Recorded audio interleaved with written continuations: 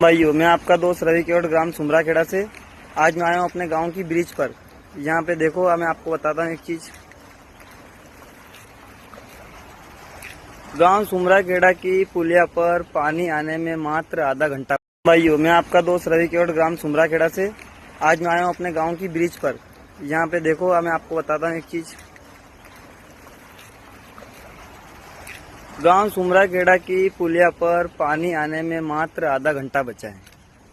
ये देखिए, पानी टकरा रहा है यहाँ पे। ये खाली आधे घंटे के ऊपर ब्रिज के ऊपर पानी होगा। ये लोकेशन है ग्राम सुमराखेड़ा, तहसील तराना, जिला उज्जैन। यहाँ पर पहली बार इतना पानी आया है। पूरी बारिश में नहीं आया, जो पानी आज आया है। देखिए आप, ये नदी है टिलर नदी, तो देवास से होकर आई है। ये बने रहिए हमारे साथ।